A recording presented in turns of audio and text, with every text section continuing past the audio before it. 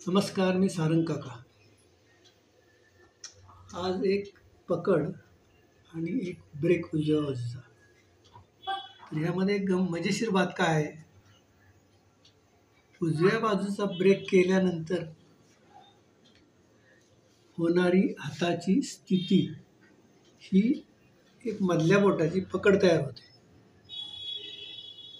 आता मी मजेत खेळतोय, तुम्हाला ते लागू झालं तर मधल्या बोटाने काही प्लेयर खेळू शकतील.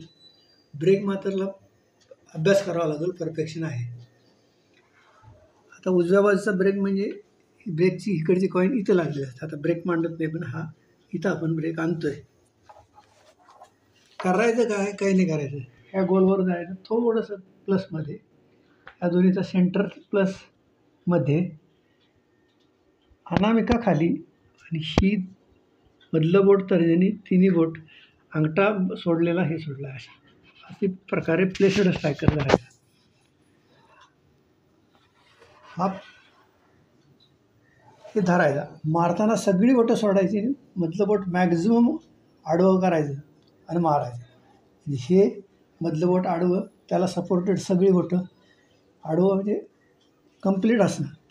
त्याच्या ह्या असं घ्यायला पाहिजे, म्हणजे जितकं आडवं मारतात. एक दिवसाच्या प्रॅक्टिसमध्ये त्याचा सेंटर सापडू शकतो. आता माझं इथे टाकताना मला मी पावडर घ्यायची लावली, बोट चिकटतोय, तरी पण मी तुम्हाला बेसिक समजलं पाहिजे. अनामिका सपोर्टेड, ही सरळ 3 बोटं केलेली, स्पीड पण येते.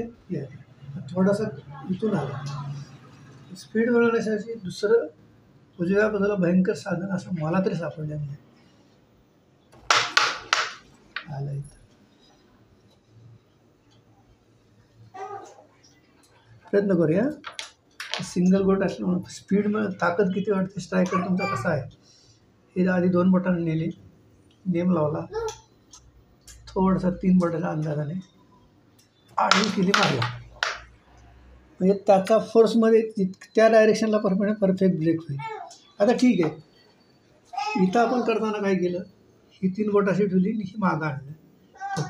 ही पकड समजावून घ्या. आता ही 3 बोटं, ही मागं आणलं, हे अंगठ्याला टेकतं आहे, ही पुढे जाते, करंगळी इथं राहते.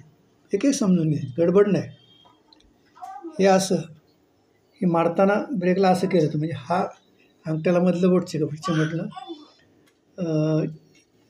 अनामिका ही बाहेर राहिली, करंगळी बाहेर राहिली, तर्जनी हवेत राहिली. आता